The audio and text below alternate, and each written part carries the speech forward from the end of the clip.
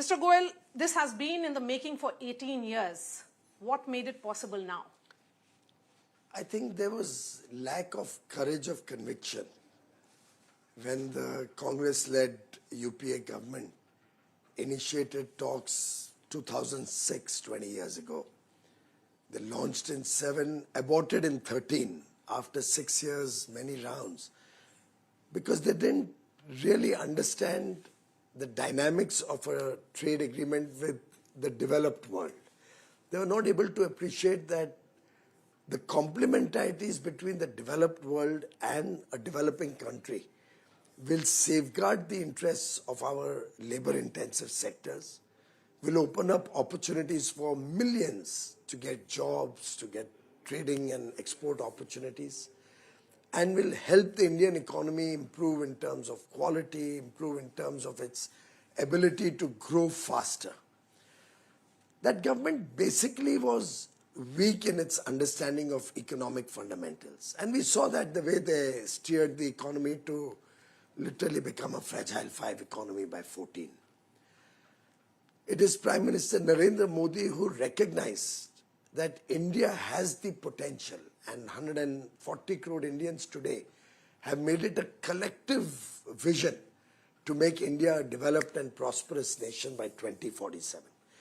And no country in the world has become a developed nation by living in isolation.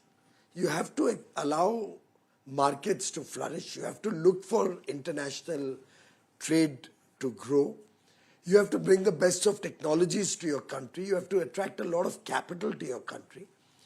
And therefore, Prime Minister Narendra Modi in the last 4 years has entered into 8 free trade agreements with 37 countries in the aggregate.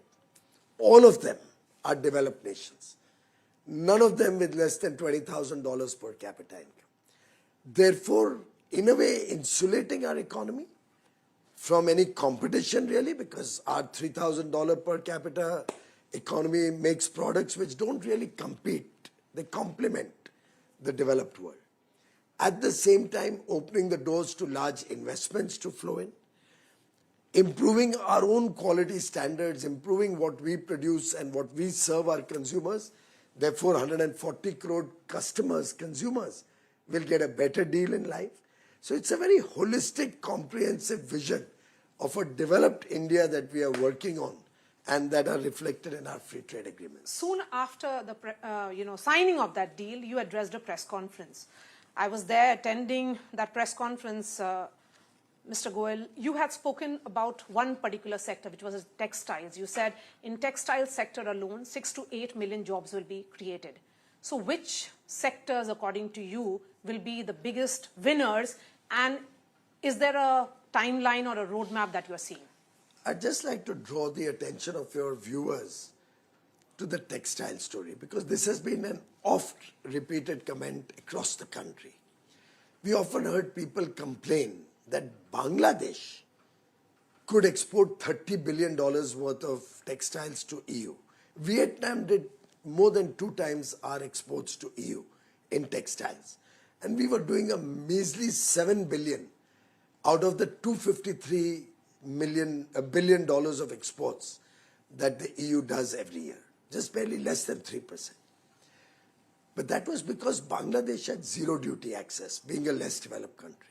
Vietnam had an FTA with the European Union. We were paying duties as high as 9, 10, 12%, because of which we were not competitive. That differentiation now goes away.